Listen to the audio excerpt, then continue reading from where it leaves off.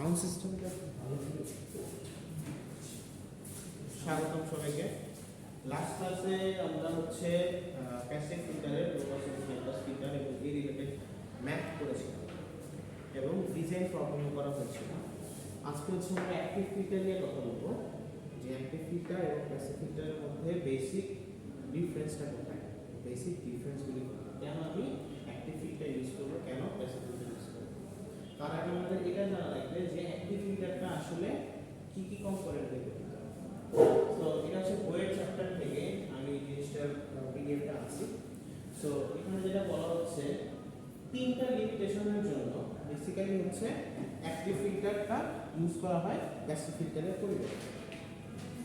So active filter কি কি নিয়ে গঠিত হয় এটা কিন্তু জানি, এরপরে দেখি যে কেন প্যাসিভ ফিল্টারের জায়গায় অ্যাক্টিভ ফিল্টার ইউজ করি। সো প্যাসিভ ফিল্টারে কি কি নিয়ে গঠিত হচ্ছে? প্যাসিভ ফিল্টার রেজিস্টর, ক্যাপাসিটর এবং ইন্ডাক্টর। আর একটা অ্যাক্টিভ ফিল্টার কি কি নিয়ে গঠিত হচ্ছে? রেজিস্টর, ক্যাপাসিটর এবং অপ অ্যাম্প। এখানে হচ্ছে একটা অ্যাক্টিভ এলিমেন্ট অপ অ্যাম্প থাকে। ওকে, এই অপ অ্যাম্পের জন্য হচ্ছে আরএলসি ফিল্টারগুলিতে কিছু অ্যাডভান্টেজেস আসে, যেটা হচ্ছে গেইন অ্যাডভান্টেজেস পাওয়া যায়, আর অনেকগুলো আসে।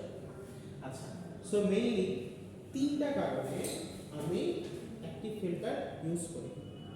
প্রথম কারণটা হচ্ছে first they can not generate gain greater than 1। তাহলে প্যাসিভ ফিল্টারের গেইন কত? 1, সর্বোচ্চ 1, ম্যাক্সিমাম গেইন প্যাসিভ ফিল্টারের 1। কিন্তু অ্যাক্টিভ ফিল্টারের গেইনটা কি একের চেয়েও বেশি হতে পারে। কেন? সেখানে কিন্তু আমার কি এলিমেন্ট থাকতেছে? অ্যাক্টিভ এলিমেন্ট থাকতেছে, ওপেন থাকতেছে। আচ্ছা, তাহলে গেইনের জন্য এরপর আরেকটা কি, এরপর আরেকটা হচ্ছে কস্ট। কস্টের জন্য কি রকম হচ্ছে তোমার they may require bulky and expensive inductors. Passive ফিল্টারে ইন্ডাক্টর দিয়ে যেসব সার্কিট তৈরি করা হয় এগুলি হচ্ছে ইন্ডাক্টর অনেক এক্সপেন্সিভ হতে পারে এবং আকারে অনেক বিশাল হতে পারে। ওকে, কিন্তু এই কাজটাই আবার অন্যভাবে অ্যাক্টিভ ফিল্টার দিয়ে করা যায়। সো আমার কস্টটা কি কমে যাচ্ছে। এবং আরেকটা বৈশিষ্ট্য পাওয়া যায় পারফরম্যান্সে, যেটা হচ্ছে আমাদের অডিও ফ্রিকোয়েন্সি রেঞ্জ কত থাকে জানো? 300 থেকে 3000। তো এই রেঞ্জে দেখা গেছে প্যাসিভ ফিল্টারের পারফরম্যান্স এত ভালো না, কিন্তু অ্যাক্টিভ ফিল্টারের সেখানে পারফরম্যান্সটা বেটার। অডিও ফিল্টার মানে হচ্ছে তোমার অডিও ফ্রিকোয়েন্সিতে যেটা আর কি, তাহলে তোমার ভয়েস ধরো কম বেশি বা ওই জায়গাগুলিতে যেগুলো হচ্ছে আমার ভয়েস রিলেটেড কম্পোনেন্টগুলো থাকে, সেখানে হচ্ছে গেইনের ইস্যু থাকে, কিছু পারফরম্যান্সের ইস্যু থাকে। ওই জায়গাগুলোতে হচ্ছে তোমার অ্যাক্টিভ ফিল্টারের সুপেরিয়রটা বেশি। ওকে, এখানে হচ্ছে সেটা সুপেরিয়র প্যাসিভ ফিল্টার হচ্ছে। আচ্ছা, এরপর আমি কিন্তু বই জাস্ট রিডিং করতেছি, জিনিসটা বই আছে। আচ্ছা, অ্যাক্টিভ ফিল্টারের কি কি জিনিসটা বলতে আগে বললাম যে রেজিস্টর, ক্যাপাসিটর এবং অপ অ্যাম্প। আর তাদের অ্যাডভান্টেজ কি কি? অ্যাডভান্টেজ হচ্ছে দে আর স্মলার এন্ড লেস এক্সপেন্সিভ। তারা হবে কি এবং ছোট আকার হবে এবং খরচ হবে কম। আর second, they can provide amplifier gain in addition to providing the same frequency response. মানে একই ফ্রিকোয়েন্সি রেসপন্সে অপ অ্যাম্প ইউজ করার জন্য ওদের গেইনটা বেড়ে যাচ্ছে। একই কথা বলে আবার রিপিটেশন আসছে একই কিছু। আর থার্ডে কি বলা হচ্ছে? Active filters can be combined with buffer amplifiers. Buffer circuit কি ছিল? বাফার সার্কিট কি বা ভোল্টেজ ফলোয়ার সার্কিট কি ছিল? গেইন যেটা 1 ছিল, যা ইনপুট সেটাই কি আউটপুট ছিল না? এবং বাফার সার্কিট কেন ইউজ করা হতো? আইসোলেশনের জন্য। এটা সার্কিটের এক সাইডে করতে হলে বিডেপি সাইডে লিংক ক্ষয়ক্ষতি না হয়, মাঝখানে বাফার সার্কিট একটা মাধ্যমের মতন কাজ করে, যে ওর মধ্যে ঢুকলে গেইন হবে 1, কিন্তু মানে ইনপুট আউটপুট সমান হবে, কিন্তু ও হচ্ছে একটা আইসোলেশনের মতন কাজ করবে, তাই তো? আচ্ছা, সো এই ভোল্টেজ ফলোয়ার সার্কিটগুলো ইউজ করে সেখানে হচ্ছে আইসোলেট বিভিন্ন স্টেজের মধ্যে আইসোলেশন করা যায়। বুঝা গেছে? এখন আইসোলেশনে কেন দরকার আছে? কারণ তুমি অনেক বড় একটা সার্কিট নিছো, এটাকে 5-6 পার্টে ভাগ করছো। এখন প্রত্যেকটা পার্ট যদি এমনভাবে লিংক থাকে, এ পার্টে ক্ষতিগ্রস্ত হলে সাথে সাথে সবগুলো ক্ষতিগ্রস্ত হয়ে যাচ্ছে, তাহলে আমার লস না। এজন্য প্রত্যেকটা পার্টের মধ্যে একটা করে বাফার সার্কিট থাকে, যেই বাফার সার্কিটটার কানেকশন ছুটি আমি কেন করে কাজ করতে পারবো। তারপর এইটার এই বাফার সার্কিটের কাজ মানে কানেকশন ছুটি মানে কানেকশন আমি কাট করে আমি এই স্টেজটা নিয়ে কাজ করতে পারবো। এজন্য হচ্ছে বাফার সার্কিট ইউজ করা হয় মেইনলি আইসোলেশনের জন্য। বুঝে গেছে? সো এখানে বাফার সার্কিটের সাথে আমি ইজিলি কানেক্ট করতে পারি অ্যাক্টিভ ফিল্টারগুলো, এটার জন্য হচ্ছে আমার আইসোলেশনও হেল্প করে। সো এখানে আরো অনেক কিছু কথা বলা হয়েছে, মেইনলি এই কয়েকটা জিনিস হচ্ছে তোমার জানা লাগবে কেন আমি প্যাসিভ ফিল্টারের জায়গায় অ্যাক্টিভ ফিল্টার ইউজ করি। বুঝে গেছে? এই জিনিসগুলি কিন্তু আমাদের বেসিক। আচ্ছা, তাহলে এখন আমাদের যে হিসাবে আমরা আসবো সেটা হচ্ছে আমাদের ফার্স্ট অর্ডার। ফার্স্ট অর্ডার বলতে কি বোঝাচ্ছে? একবারে ফার্স্ট ক্লাসে যখন ফিল্টারের ফার্স্ট ক্লাসে বলেছিলাম what do you mean by first order filter? Mainly filter orders depends on the number of capacitors or inductors used in a circuit. একটা সার্কিটে কতটা ক্যাপাসিটর বা ইন্ডাক্টর ইউজ হচ্ছে সেটাকে তার অর্ডার ডিফাইন করা হয়। সো এই সার্কিটটাতে দেখো কয়টা ক্যাপাসিটর আছে? একটা। তাহলে এটা কত number order circuit? First order. First order. এখানে যদি একটা ক্যাপাসিটর একটা ইন্ডাক্টর থাকতো স্যার আবার পড়া আছে দুইটা থাকলে তিনটা থাকলে সেকেন্ড থার্ড দুইটা না? তাহলে ক্যাপাসিটর একটা আছে, এখানে একটা ইন্ডাক্টর থাকলে কি হতো? Second order. ক্যাপাসিটর আছে, আরেকটা ক্যাপাসিটর থাকলে কি হতো? Second order. Second order. কিন্তু ক্যাপাসিটর যদি সিরিজ বা প্যারালাল থাকতো ওরা কিন্তু মিলে একটাই হয়ে যাচ্ছে, তাহলে ফার্স্ট অর্ডার। কিন্তু এখানে কিন্তু আবার এই ধরনের রেজিস্ট্যান্স আলাদা কানেকশন হয়, তো তোমার হচ্ছে জিনিসটা ঠিক আছে। এটা মানে সিরিজে থাকলে যদি আরএফ এর জায়গায় একটা एग्जांपल বললাম না আমরা, ও আচ্ছা মনে হতে পারে তাহলে থার্ড অর্ডার মানে আমরা না বুঝছো কি কথা বললাম? ওরা যে সিরিজ প্যারালাল মিলে একই হয়ে যায় তাহলে সমস্যা নাই। তাহলে এখানে এটাও কিন্তু আমি ভেঙে ধরো পাশাপাশি দুটো নিয়ে লিখতে পারি, তাই জন্য আমার সেকেন্ড অর্ডার হবে, মিলে হচ্ছে এই হয়ে যাবে। সেমন ভাবে থাকবে ওদের মাঝখানে অন্যরকম কোনো একটা কম্বিনেশন থাকবে। সো এটাই হচ্ছে আমার ফার্স্ট অর্ডার সেকেন্ড অর্ডারের টেকনিক্যাল। ঠিক আছে? আচ্ছা, তো আমরা সেকেন্ড অর্ডারে যাব কেন? আচ্ছা, আমি বলতেছি যে একটা কোশ্চেন তোমার আসতে পারে, আমরা একটা ডিজাইন প্রবলেম করলাম না তিনটা ক্যাপাসিটর দিয়ে। হ্যাঁ, তাহলে তুই ওটাকে third order filter? Third order হবে না, কারণ ওরা মিলে কিন্তু সিরিজ বা প্যারালাল কম্বিনেশন ফর্ম করে দিচ্ছে। বুঝে গেছে? কিন্তু এটা কিন্তু তুমি যদি অন্য অর্ডারে দাও তাহলে দেখো অন্যভাবে কানেক্টেড আছে। মানে একটা ক্যাপাসিটর আর ইন্ডাক্টর থাকলে ক্যাপাসিটর বা ইন্ডাক্টর অথবা দুটো ক্যাপাসিটর এরকম বেসিসে হচ্ছে তোমার করতে হবে, অর্ডার নির্ধারণ যতগুলি আমার রিঅ্যাক্টিভ কম্পোনেন্ট থাকবে। সো দুইটা ক্যাপাসিটর তো হয়ে গেল তাহলে একটা কম্বিনেশন সিরিজ অথবা প্যারালাল। ওরা মিলে তো একটাই হচ্ছে, হ্যাঁ কিন্তু তোমার যখন কানেকশন থাকবে কানেকশন কেমন ভাবে থাকবে যে ওই কাজটা করতে পারবে না। বুঝে গেছো? ওটা আরেকটু বুঝতে বুঝতে ফার্স্ট অর্ডার বুঝে যে একটা স্টোরি কে নিয়ে আসছে। তাহলে এই সার্কিটে সবাই আঁকো। এটা হচ্ছে কি অ্যাক্টিভ এলপিএফ মানে active low pass filter.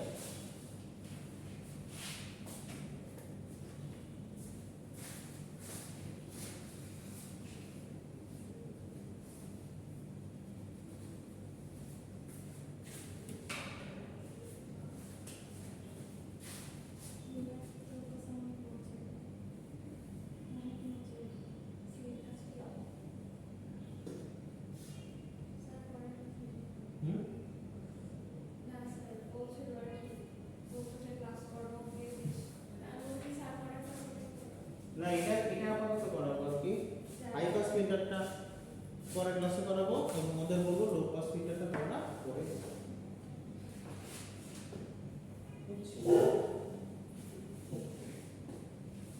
Example low pass দিয়ে এগুলো কিন্তু ব্যান্ড স্যার মানে এটা করতেছি কেন? লো পাস আর হাই পাস মিলে না। Band pass. হ্যাঁ বলো আইসি বলা আছে সব দেখতে তো স্যার আচ্ছা, এটা যদি আঁকি এটা কি কানেকশন হতে পারো কেউ?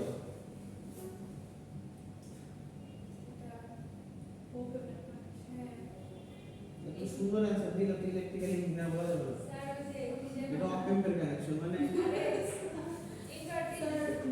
Inverting connection good. হ্যাঁ, এই ইনভার্টিং কানেকশন অনেক দিন হয়ে গেছে তো স্যার আমাদের একবার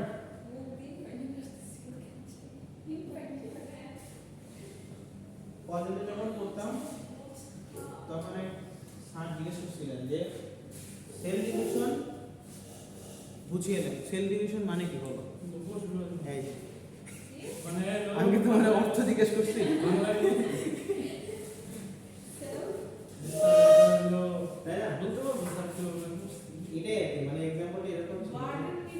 Segregation মানে কি? one word. সেগ্রিগেশন মানে হচ্ছে তোমার বুঝে বলতে হবে যে একটা সেল ভেঙে এই প্রক্রিয়ায় হচ্ছে তোমার যদি দুইটা বা তার অধিক হয় Explain করতে হবে সব। হ্যাঁ মানে সেগ্রিগেশন মানে করতে হবে সো দ্যাটস কোনটা তো বলতে হবে মাইক্রোসিস্টেম আর কিমিওসিস হ্যাঁ এটা করে তোমার ভাগ করে বলতে হবে স্যার এটা আরএফ না তো আরএফ না? কি আপনি কি আরএফ লিখলেন এটা আর আই হবে না? আই তাহলে আচ্ছা আই হ্যাঁ আরে কনসেপ্ট হলো গুড দেখলাম তোমরা বুঝো কিনা স্যার एग्जाम দিচ্ছেন আচ্ছা তাহলে আই হচ্ছে সিএল Feedback capacitor. হ্যাঁ ফিডব্যাক আছে Okay.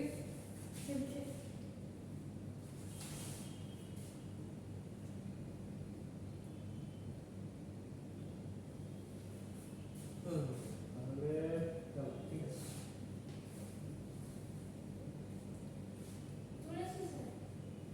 বড় হয়েছে এটা সবচেয়ে সহজ এখন তোমরা বুঝবে এখানে একটা দিকে দেখো যে আমি চিন্তা করি এইখানে ক্যাপাসিটর আর রেজিস্ট্যান্স মিলে একটা ইম্পিডেন্স ফর্ম করতেছে ইম্পিডেন্সের কয়টা অংশ থাকে দুইটা একটা কি রেজিস্টিভ অংশ থাকে আর একটা কি রিঅ্যাক্টিভ অংশ থাকে তাই না এখন এরা মিলে কি একটা ইম্পিডেন্স ফর্ম করতেছে মানে ইম্পিডেন্স হয়ে যাচ্ছে দুইটা এবং এটা নিলাম একটা ইম্পিডেন্স হিসেবে কাউন্ট করতে পারি তো আমার ইনভার্টিং এর জন্য V output over V input মানে ওদের যে রেশিও ছিল এই রেশিওটা কি ছিল বলতে পারবা One plus. এই minus RF by R one data into VI ছিল তাই না তাহলে ভিআইটা কি কাছে নিয়ে আসলাম তাহলে এটা কি তার গেইন ছিল না এবং তাহলে আমার একটু আগে আমরা যে জিনিস করলাম এইচ ওমেগা সেটা কি ছিল আমাদের এটা ইজ ইকুয়াল টু তো ভি Transfer function? হুম। তাহলে ট্রান্সফার ফাংশন সমান এটা এবং এটা সমান সমান এটা তাহলে এটা সমান এটা হ্যাঁ এখন এখানে কি আরএফ মানে আরএফ না স্যার এটা মানে এটা তাহলে আরএফ মানে হচ্ছে আমার জেডএফ এটা মানে জেডআই হ্যাঁ কারণ ইম্পিডেন্স দুইটা মিলে না এতটুকু আর ক্লিয়ার এর ক্ষেত্রে তো স্যার আর দিলে হচ্ছে না দাও দিলাম আর দিলাম জেডআই ঠিক আছে তুলো তুলো জোরে জোরে কথা তুলো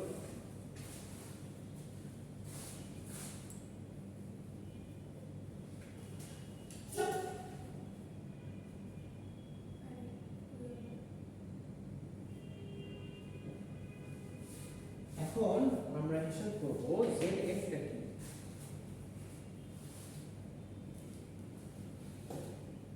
ইম্পিডেন্স ডিভাইডেড বাই কি বলবো VI. Input input. ইনপুট মানে যদি ওখানে রেজিস্টার আছে তাহলে থাকবে জেডএফ কে কিভাবে বলা যায় ধরো আরএফ প্লাস জেএক্সসি এরকম না মাইনাস জেএক্সসি হবে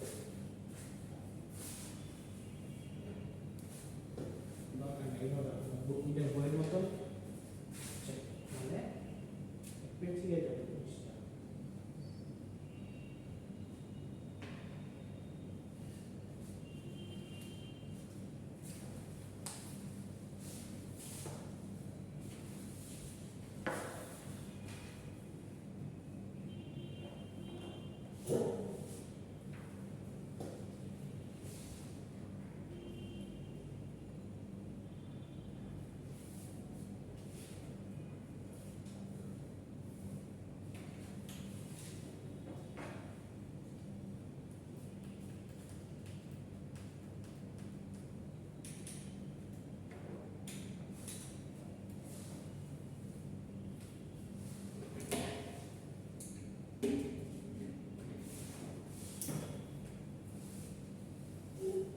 এতটুকু বুঝতে পারছি ইয়েস মিরাজ বুঝছি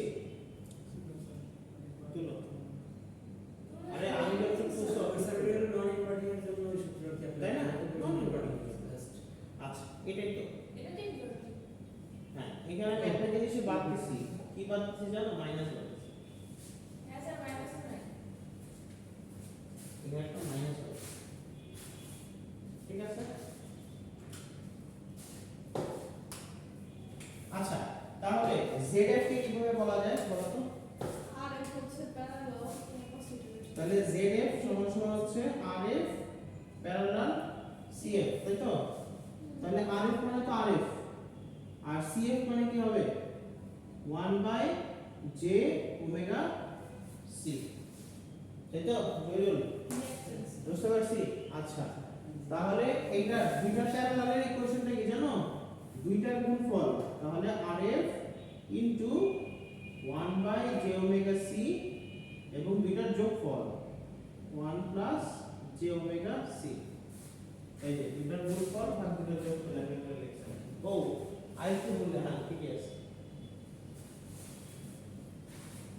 ঠিক কি লিখলাম? হ্যাঁ ঠিক আছে।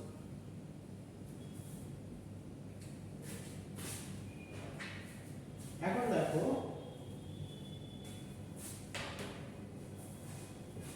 এখন এই জিনিসটাকে যদি লিখি তাহলে এইভাবে লেখা যায়, তাহলে RF divided by j omega C, আর এটাকে যদি লিখি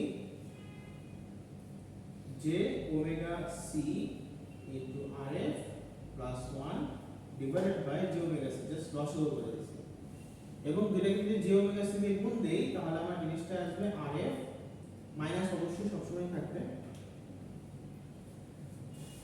আচ্ছা, মাইনাস আপাতত দরকার, তাহলে এখানে থাকতেছে ZF সমান সমান থাকতেছে RF divided by 1 plus j omega C into RF, ঠিক আছে? এটাই আসছে। আচ্ছা, তাহলে ZF এর ভ্যালু আমি পাইছি এটা, যেটা ছিল আমার ZF, ঠিক আছে? তাহলে ZF এর ভ্যালু আসবে কত? মাইনাস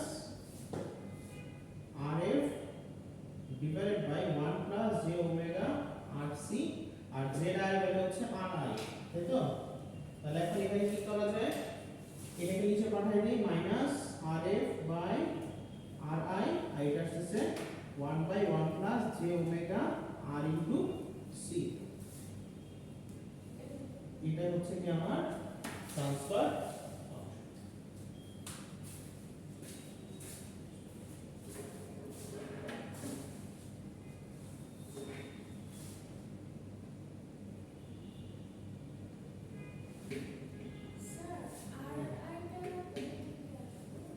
এই যে ZI মানে কি? RI না শুধু?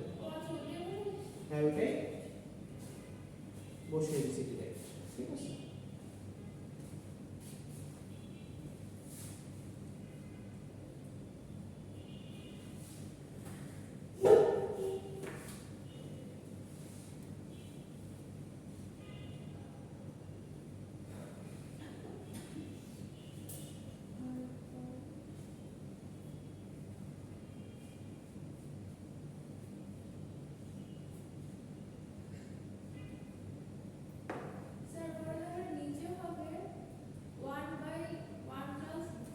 ওমেগা RC টা নিচে নেমে যাবে না? না, ও মানে দুইটাতে F থাকবে আর কি সবসময়, হ্যাঁ F টা লেখা।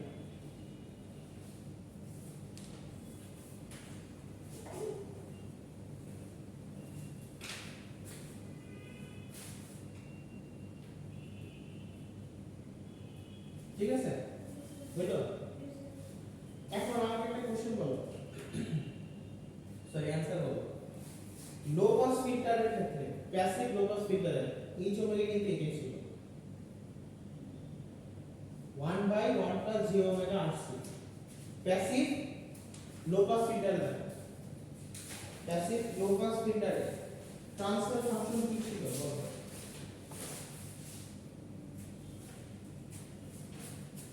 প্যাসিভ লো পাস ফিল্টারের ট্রান্সফার ফাংশন কি ছিল?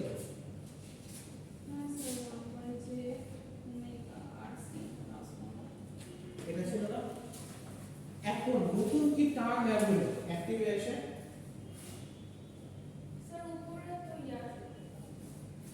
1/k, এটা ছিল তাই না?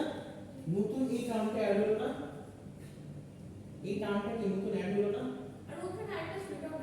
কি অ্যাড ছিল?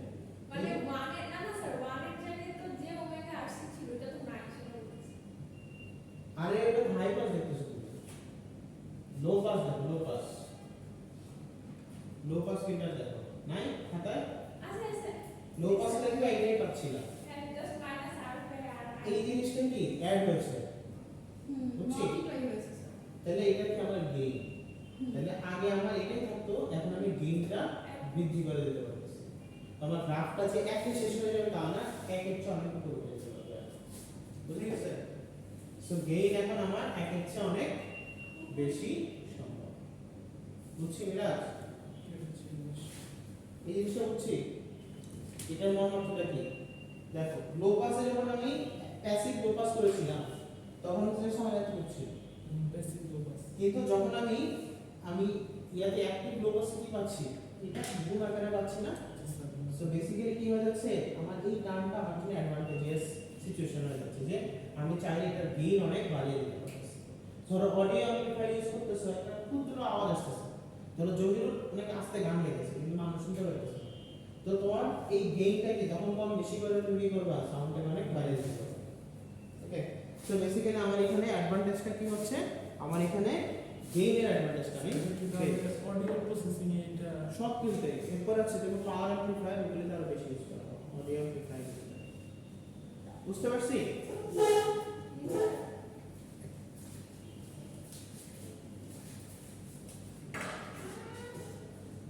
আচ্ছা, সেম ভাবে কর্নার ফ্রিকোয়েন্সি কি হবে? সাইকে বলো, Yes. কর্নার ফ্রিকোয়েন্সি কি হবে? একই ওমেগা সি সমান RF into CF equals to 1 by root 2. কি equals to 1 by root 2 corner. মানে 1/√2 ধরেই সবসময় ওমেগা সি বের করা হয়, তাহলে ওমেগা সি সমান হচ্ছে 1/RF ইনটু CF, এটা কি কর্নার ফ্রিকোয়েন্সি, বুঝা গেছে? তাহলে এবারে ম্যাথটা করো, বাকি দুটো পরের ক্লাসে ইনশাআল্লাহ করো। band pass আর band pass. তিনটা বাকি তিনটা ইনশাআল্লাহ ইয়াতে করো পরের ক্লাসে করো। 14.2 সরি 12 Design DC gain. ওটা বুঝাচ্ছি। Power frequency. এটাই না স্যার 14%? হ্যাঁ 14.12 design A low pass filter, low pass active filter with a DC gain of 4। DC gain মানে কি, এই ধরো আমার যে ভি আউটপুট,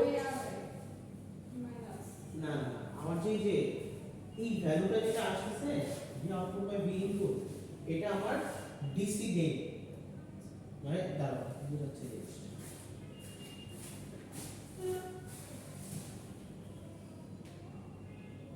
ডিসি গেইন বলতে যেটা বোঝায় তোমার কত টাকা দেবো Wait a second,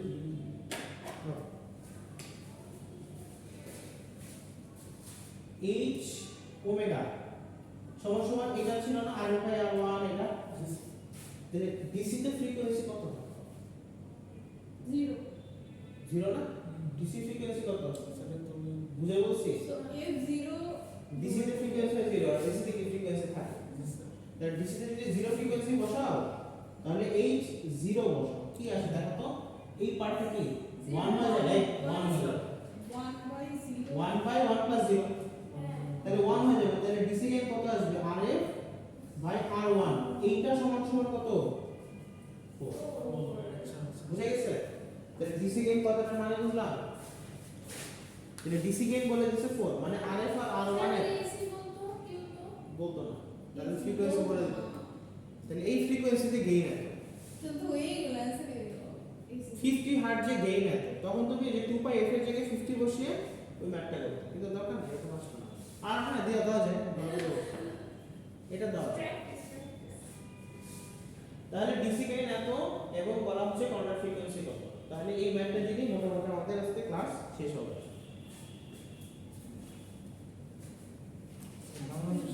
তাহলে রেকর্ড আজকে এই পর্যন্তই।